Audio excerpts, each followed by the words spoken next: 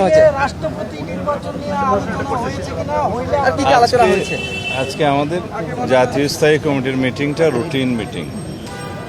গত 11ই জুলাই হয়েছিল last meeting, আর আজকে রুটিন মিটিং হিসেবে হয়েছে। এখানে আমাদের বিভিন্ন ইস্যু ছিল, দেশের সার্বিক রাজনৈতিক পরিস্থিতি, তারপরে সাংগঠনিক বিবিধ ইত্যাদি আলোচনা হয়েছে।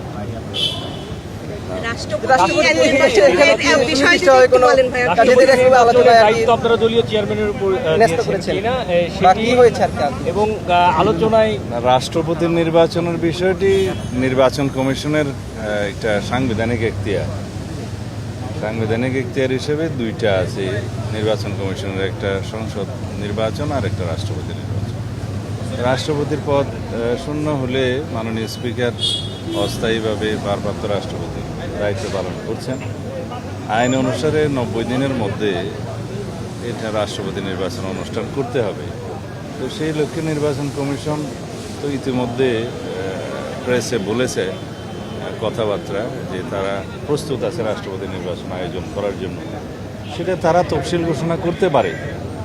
তফসিল ঘোষণা করলে দলের পক্ষ থেকে প্রার্থী কে হবেন সেই দায়িত্ব আমরা মাননীয় চেয়ারম্যান হিসেবে আমাদের মাননীয় প্রধানমন্ত্রীর উপরে স্থায়ী কমিটি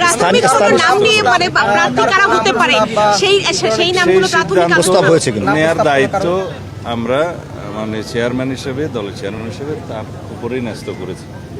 সেটা তিনি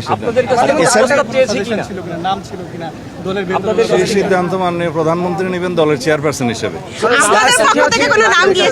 মাননীয় মন্ত্রী আরেকটা বিষয় হচ্ছে, সেপ্টেম্বরে তো এই যে মানে সংবিধান অনুযায়ী যেহেতু 90 দিনের মধ্যে এরা বিশেষ অধিবেশনের মাধ্যমে তো করা যায় রাষ্ট্রপতি নির্বাচন, এই বিশেষ অধিবেশন হওয়ার কোনো সম্ভাবনা আছে কিনা বা বিএনপি সেটা মনে করে কিনা, বা এই ধরনের আলোচনা এখানে হয়েছে? নির্বাচন কমিশন তফসিল ঘোষণা করলে মনোনয়নপত্র বিক্রি হবে, জমা হবে, যাচাই বাছাই হবে।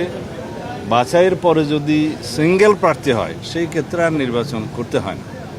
যদি একাধিক প্রার্থী হয় তাহলে জাতীয় সংসদের জন্য একটা বিশেষ অধিবেশন আহ্বান করার নিয়ম আছে। সেটা মাননীয় স্পিকারের সাথে আলাপ করে নির্বাচন কমিশন সেই দিনটি ঠিক করেন। স্থানীয় সরকার নির্বাচন নিয়ে কি সিদ্ধান্ত হলো? স্থানীয় সরকার নির্বাচন বিষয়ে মাননীয় মহাসচিব কথা বলেছেন নিশ্চয়ই? না, বলেননি।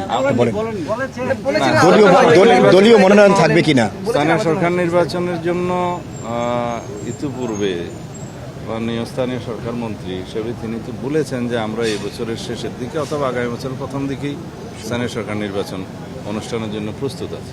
সেই হিসেবে প্রস্তুতি চলছে। ধন্যবাদ।